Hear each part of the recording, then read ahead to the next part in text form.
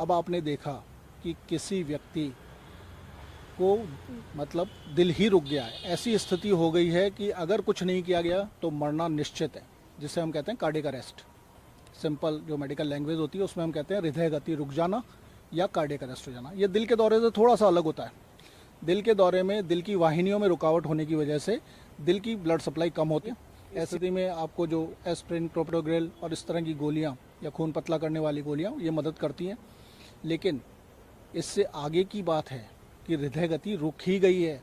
अब अगर आपने कुछ नहीं किया तो मरना निश्चित है, क्योंकि कुछ समय बाद सारे अंगों को ब्लड सप्लाई रुक जाएगी, ऑक्सीजन की सप्लाई रुक जाएगी और ये अंग और टिश्यू धीरे धीरे करके मरने लगेंगे और मल्टी ऑर्गन हो जाएगा अगर कुछ नहीं किया गया। लेकिन क्या ऐसी स्थिति में भी हम मदद कर सकते हैं? बिल्कुल कर सकते हैं। सबसे पहले ज़रूरी है पहचानना कि कार्डियक अरेस्ट हुआ है। तो जब कार्डियक अरेस्ट हुआ है तो हमारा पहला स्टेप क्या रहना चाहिए? वही मैं फिर कहूँगा, पहला स्टेप है सुरक्षा। खुद सुरक्षित रहिए और जो पीड़ित है उसको भी फर्दर डैमेज से सुरक्षित रखिए। दूसरा स्टेप क्या है कि कार्डियक अरेस्ट हो गया है तो ये डायरेक्ट इमरजेंसी है। इस वक्त हम ही सिर्फ मदद नहीं कर पाएंगे, हमें और चिकित्सकीय उपकरणों की, चिकित्सकीय सहायता की आवश्यकता होगी।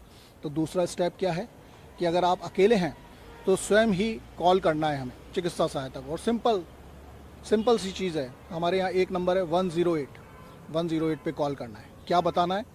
अपनी स्थिति बिल्कुल विस्तार से बताइए कि कौन सी जगह पे आप हैं, बिल्कुल प्रिसाइज लोकेशन बताइए।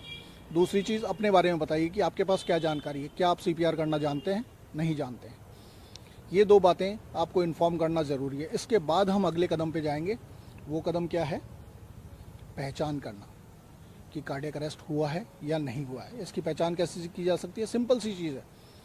अगर आप मेडिकल थोड़ा भी अनुभव रखते हैं तो नब्ज़ की गति देखी जा सकती है। और वो कौन सी नब्ज़ है? कैरोटिड आर्टरी हम देखते हैं। आप अपनी गर्दन को जब ऐसे घुमाएंगे तो बीच में दो मसल्स, स्टेनोक्लीडोमास्टाइड मसल का बीच में एक खांचा दिख जाएगा आपको। इस खांचे में जब अपना हाथ हम रखते हैं तो ये धड़कन आसानी से फील हो जाती है। सिर्फ 5 सेकंड के लिए हमें देखना है कि क्या धड़कन उपलब्ध है या नहीं है। मान लीजिए आपको फील नहीं हो पा रहा है, 5 सेकंड से ज़्यादा समय निकल गया। 5 सेकंड कैसे पता लगाएंगे? जब हम मन में 1001, 1002, 1003, 1004, 1005 बोलते हैं तो इतने समय में 5 सेकंड हो जाता है। इससे ज़्यादा समय आपको जाया नहीं करना है, क्योंकि ये इमरजेंसी का टाइम है। अगर धड़कन नहीं महसूस हो रही है तो मान के चलिए धड़कन नहीं है। अगली चीज़ जो हमें करनी है, वो जो दिल की हृदय गति थी वो रुक गया है, तो वो क्या कर रहा था? खून के दौरे को बनाए रख रहा था, पूरे अंगों तक खून पहुंचा रहा था। आप मेरी बात पे विश्वास करिए कि हम बाहर से भी वो काम कर सकते हैं, जब तक चिकित्सा सहायता उपलब्ध नहीं है, कि बाहर से भी आप खून का दौरा मेंटेन कर सकते हैं। इस प्रक्रिया को हम कहते हैं CPR। जो पीड़ित है उसे किसी ठोस स्थान पे हमें लिटाना है। फिर मैं वापस जोड़ दूंगा, सुरक्षित स्थान, सुरक्षा का अपने दिमाग में हमेशा रखना है। उस सुरक्षित स्थान पर लिटाने के बाद जो ये बीच की चेस्ट की हड्डी है, जिसे हम स्टर्नम कहते हैं चिकित्सकीय भाषा में, या फिर आप ऐसे नहीं पहचान पाते हैं तो कल्पना कीजिए कि एक सेंट्रल मिड लाइन और निपल्स को काटने वाली लाइन, ये दोनों लाइनें जहाँ मिल रही है उस स्थान पे अपनी हथेलियों को, दोनों हाथों को मिला के अपने हाथों की पोजीशन इस तरह बनाइए और अपने हथेलियों का जो हील है, पाम का जो हील है, इसको उस स्थान पे रखिए। ठीक है? जो मैंने बताया, इमेजिनरी लाइन, मिड लाइन और निपल वाली लाइन, या फिर स्टर्नम वाली हड्डी का नीचे वाला पार्ट, इस स्थान पे रख के हमें कंप्रेशन देने हैं। और वो कंप्रेशंस की गति क्या होनी चाहिए? 100 से 120 कंप्रेशंस। हृदय 72 बार धड़कता है, लेकिन उतनी ही बार करेंगे तो हम बाहर से कर रहे हैं, उतनी एफिशिएंसी से नहीं कर पाएंगे, तो हमें रफ्तार थोड़ी ज़्यादा रखनी पड़ेगी। तो क्या रफ्तार गाइडलाइंस कहती है?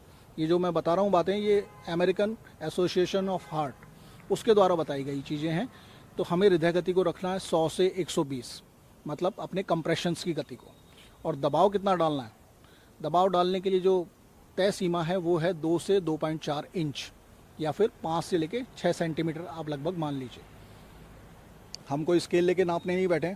अगर देखा जाए, मोटा और पतला व्यक्ति, जितना उसका आगे से लेके पीछे तक का चेस्ट का डायमीटर है, उसको हम 1/3 के करीब दबा दें अंदाजे से। अगर इतना कर देते हैं तो हम वही डिज़ायर्ड जो डेप्थ है उस तक पहुंच जाएंगे। ये हमें करना है।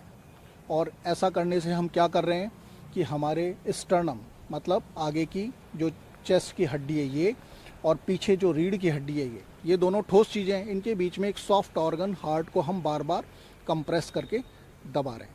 इस दबाव से क्या होता है कि जो वॉल्व सिस्टम है हार्ट का और वेसल्स का, इससे ब्लड का फ्लो आगे की तरफ ही बना रहता है और ये ब्लड लगातार ऑक्सीजन को लेके और अंगों तक पहुंचाता रहता है। इसे हम कहते हैं कंप्रेशन ओनली सीपीआर। आज कोविड के टाइम पे पहले इसमें बताया जाता था कि आपको मुंह से मुंह सांस भी देना है, लेकिन कोविड के टाइम के बाद और इस बात को ध्यान में रखते हुए कि कोई इन्फेक्शन इधर से उधर ना हो जाए, हमें जो आज की गाइडलाइंस है वो ये बताती है कि कंप्रेशन ओनली सीपीआर करना है।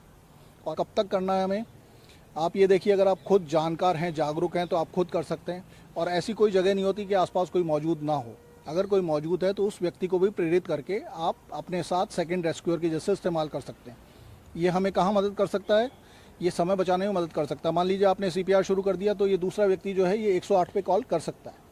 दूसरी चीज़, आप लगातार कंप्रेशन एक बहुत हाई एफिशिएंसी वर्क है, इसमें थक जाता है व्यक्ति। तो अगर एक से ज़्यादा रेस्क्यूअर आपके पास होंगे मौजूद तो आप लंबे समय तक सीपीआर की प्रक्रिया को कर सकते हैं।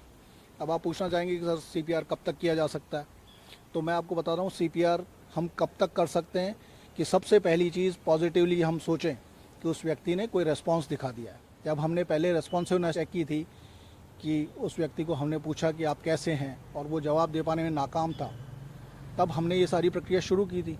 वो रिस्पॉन्सिवनेस आ गई है, उसने व्यक्ति ने आपका हाथ उठा दिया कि मेरी छाती पे क्या कर रहे हो भाई, तो इसका मतलब है दिल की धड़कन वापस से चालू हो गई है, वापस खून का दौरा मेंटेन हो गया, दिमाग तक खून पहुंच पा रहा है, इसलिए वो व्यक्ति समझ पा रहा है, रिस्पॉन्ड कर पा रहा है, आपकी बात का जवाब दे पा रहा है। या फिर जो चिकित्सकीय सहायता के लिए हमने 108 पे फ़ोन किया है वो चिकित्सकीय सहायता हम तक पहुंच गई। या फिर आप इतना ज़्यादा थक चुके हैं कि अब और सीपीआर देने की क्षमता आप में नहीं है, तो मैंने फिर कहा कि पहले खुद की सुरक्षा भी इम्पॉर्टेंट है, तब आप सीपीआर को रोक सकते हैं। नहीं तो मोटी मोटी चीज़ है कि आप जब तक पेशेंट को हैंडओवर कर देते हैं चिकित्सा टीम को, तब तक आपको ये सीपीआर करना है।